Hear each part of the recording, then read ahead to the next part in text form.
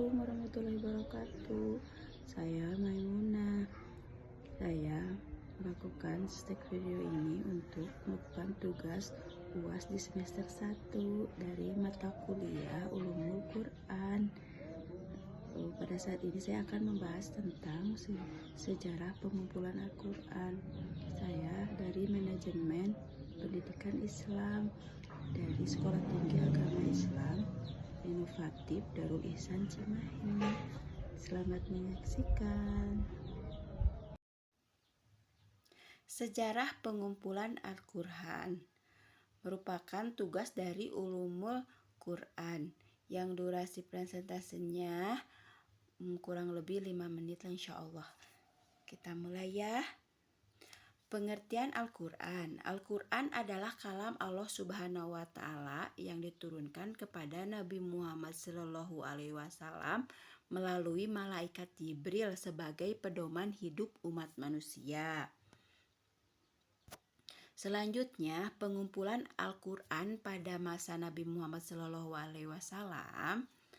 Al-Quran diturunkan kurang lebih selama 23 tahun.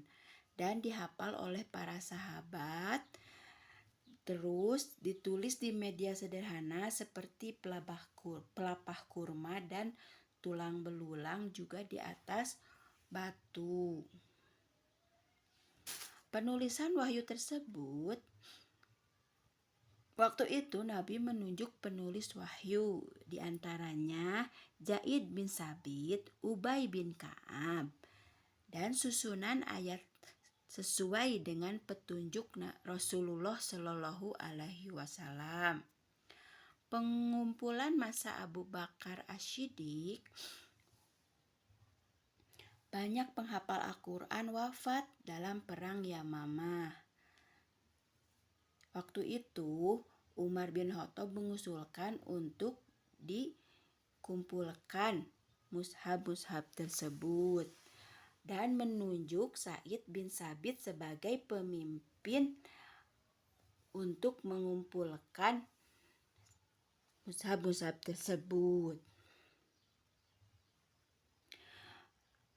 Proses pengumpulan pada zaman Abu Bakar. Ayat-ayat tersebut dikumpulkan dari hafalan dan tulisan dan harus ada 2 saksi. Mushaf disimpan oleh Hafsah bin Umar.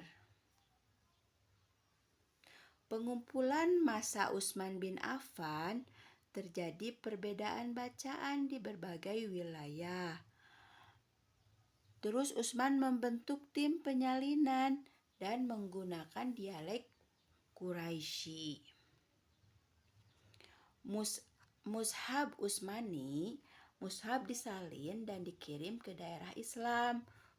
Mushaf selain standar dimusnahkan, juga menjadi rujukan hingga sekarang, biar tidak memiliki perbedaan dalam membacanya, jadi harus sama. Apa hikmah dari pengumpulan Al-Quran? Hikmah dari pengumpulan Al-Quran tersebut, Al-Quran menjadi kemurnian Al-Quran itu terjaga. Dan dengan hikmah pengumpulan Al-Quran, kita bisa menjaga kemurnian Al-Quran, mencegah perpecahan umat, memudahkan pembelajaran Al-Quran. Nah, setelah keterangan tadi, kita bisa menyimpulkan, dan kesimpulannya adalah pengumpulan Al-Quran dilakukan dengan sangat teliti dan penuh tanggung jawab.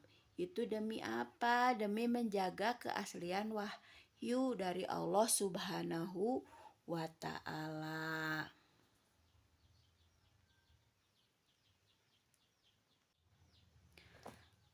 Dan korelasi pengumpulan Al-Quran dengan manajemen pendidikan Islam adalah, dari sana kita bisa mempelajari tentang perencanaan atau planning yang dilakukan oleh Umar bin Khattab untuk mengusulkan pengumpulan Al-Quran, menyusun rencana strategi agar Al-Quran tidak hilang.